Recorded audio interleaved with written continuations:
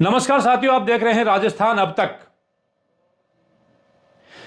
2-3 महीने पहले हुए विधानसभा चुनाव में हमने आपको हर विधानसभा क्षेत्र का विश्लेषण करवाया था, जीत और हार के आंकड़े बताए थे और लगभग सभी विधानसभा सीटों पर हमारे द्वारा बताए गए आंकड़े सटीक साबित हुए थे।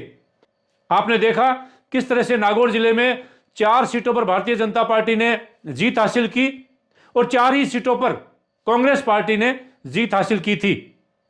अब हम साफ तौर पर यूं कह सकते हैं कि कांग्रेस पिछले विधानसभा चुनाव में उसने जनाधार खोया है, क्योंकि उनकी 2 सीटों का उनको नुकसान हुआ था और भारतीय जनता पार्टी का जनाधार बढ़ा था। लेकिन डीडवाना विधानसभा सीट पर यूनुस खान ने निर्दलीय जीतकर यह साबित कर दिया कि पार्टी से ऊपर उठकर भी नेता हो सकता है। और उसी तरह से हनुमान बेनीवाल का जनाधार भी कहीं ना कहीं कमजोर होता हुआ दिखाई दिया।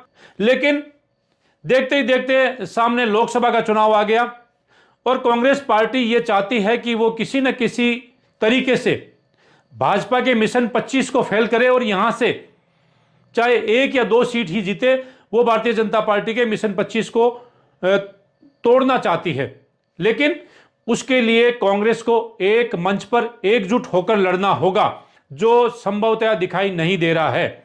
वहीं दूसरी ओर पूरे देश में, राजस्थान ही नहीं पूरे देश में मोदी की ऐसी लहर चल रही है कि पहले से ही लोग कह रहे हैं कि भारतीय जनता पार्टी एक बार फिर 2024 में सरकार बनाने वाली है। अब सीटों की संख्या कम होगी या ज्यादा, नरेंद्र मोदी का चेहरा ऐसा चेहरा है जिसके चेहरे पर लोकसभा के साथ साथ पीछे के विधानसभा चुनाव में, चाहे मध्य प्रदेश हो, चाहे राजस्थान हो, चाहे छत्तीसगढ़ हो, सभी जगह पर जीत हासिल की है। और वहां पर जो स्थानीय नेता थे, जैसे राजस्थान में पूर्व मुख्यमंत्री वसुंधरा राजे थी, तो मध्य प्रदेश में शिवराज सिंह चौहान थे, उनको दरकिनार करते हुए भारतीय जनता पार्टी ने जीत हासिल की है।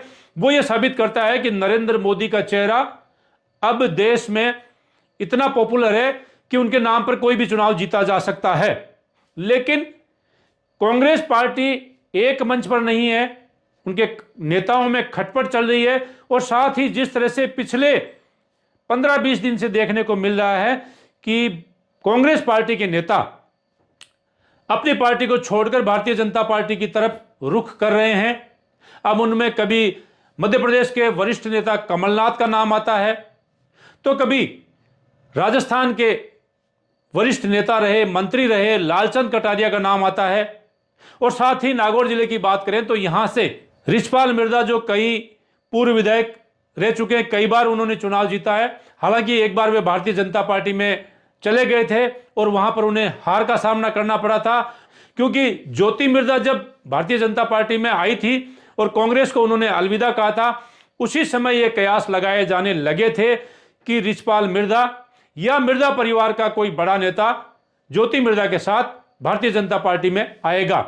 लेकिन उसी समय अपने कार्यकाल के अंतिम क्षण में पूर्व मुख्यमंत्री अशोक गहलोत ने एक कार्ड खेला और एक बोर्ड का गठन करते हुए रिछपाल मिर्जा को उस बोर्ड का अध्यक्ष बना दिया गया, जिसकी वजह से कहीं ना कहीं रिछपाल मिर्जा को शांत होना पड़ा। और आने वाले 1-2 दिनों में हमें देखने को मिलेगा कि रिछपाल मिर्जा, विजयपाल मिर्जा और उनके साथ कई ऐसे नेता, कांग्रेस के नेता साथ में रहेंगे जो भारतीय जनता पार्टी का दामन थामेंगे। और इसमें कहीं ना कहीं इसका पूरा श्रेय डॉक्टर ज्योति मिर्जा को जाने वाला है। साथ ही हनुमान बेनीवाल की भूमिका को लेकर भी लोग सवाल खड़े कर रहे हैं। पहले लोग ये कयास लगा रहे थे कि हनुमान बेनीवाल कांग्रेस से गठबंधन कर सकते हैं, लेकिन अब ऐसा लगता है कि हनुमान बेनीवाल कांग्रेस की तरफ नहीं जाएंगे, क्योंकि कांग्रेस भी ये नहीं चाहती है कि हनुमान बेनीवाल से गठबंधन करे। लेकिन पिछले 2 दिनों से जो अफवाहें चल रही है उसमें ऐसा लगता है कि हनुमान बेनीवाल एक बार फिर भाजपा के करीब जा रहे हैं और हो सकता है वे भारतीय जनता पार्टी से गठबंधन कर ले। लेकिन हनुमान बेनीवाल के रास्ते का रोड़ा जो सबसे बड़ा है वो है डॉक्टर ज्योति मिर्जा। और अब अगर रिछपाल मिर्जा ने भारतीय जनता पार्टी ज्वाइन कर ली तो निश्चित तौर पर हनुमान बेनीवाल के रास्ते भारतीय जनता पार्टी में नागौर लोकसभा सीट के लिए बंद होते हुए दिखाई दे रहे हैं। लेकिन राजनीति में कुछ भी संभव है। आने वाले जो 5-10 दिन है वो राजस्थान की राजनीति के साथ साथ नागौर जिले की राजनीति पे भी अति महत्वपूर्ण होने वाले हैं। और देखते हैं कि कौन से नेता कांग्रेस को छोड़कर भारतीय जनता पार्टी में जाते हैं और भारतीय जनता पार्टी किस उम्मीदवार पर अपना दांव खेलती है और किसको अपना चेहरा आगे करती है। क्योंकि पिछले दिनों से जिस तरह से मुख्यमंत्री भजनलाल की ताजपोशी हुई, उसके बाद ऐसा लगता है कि भारतीय जनता पार्टी किसी ऐसे नाम को सामने लाएगी जो चर्चा में नहीं है, जो पर्दे के पीछे काम कर रहा है। तो कुछ भी हो सकता है, लेकिन कांग्रेस पार्टी किस पर दांव खेलेगी, यह सवाल लोगों के सामने अभी भी बना हुआ है।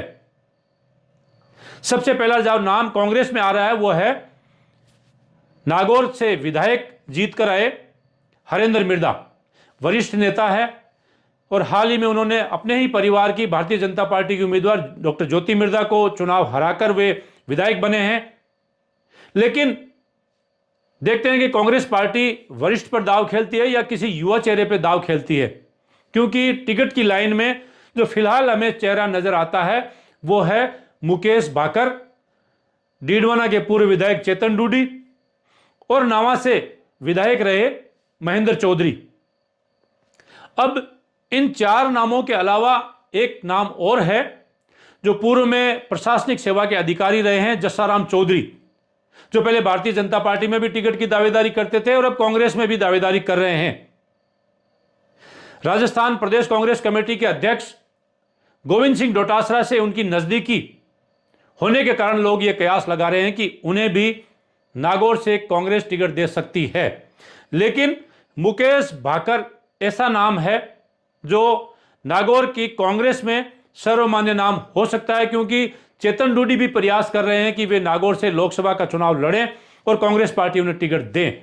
लेकिन चेतन डूडी के पक्ष में 10 विधानसभा क्षेत्र में से कितने विधायक जीते हुए और कितने विधायक हारे हुए उनके समर्थन में आते हैं, इस बात पर निर्भर करेगा कि चेतन डूडी को टिकट मिलती है या नहीं।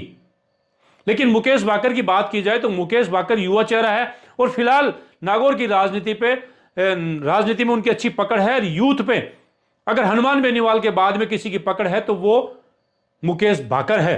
अब देखते हैं कि पार्टी किस आधार पर किस पर दांव खेलती है और भारतीय जनता पार्टी किसको अपना चेहरा बनाती है। उसी आधार पर नागौर का मुकाबला तय होगा, क्योंकि एक बार यहां से नाथूराम मिर्दा ने पूरे उत्तर भारत में कांग्रेस पार्टी हार गई थी आपातकाल के समय। उस समय नाथूराम मिर्दा ने कांग्रेस को यहां से जीत दिलाई थी। उसके बाद लोग ये मानते हैं कि यहां से कांग्रेस पार्टी एक बार फिर टक्कर दे सकती है।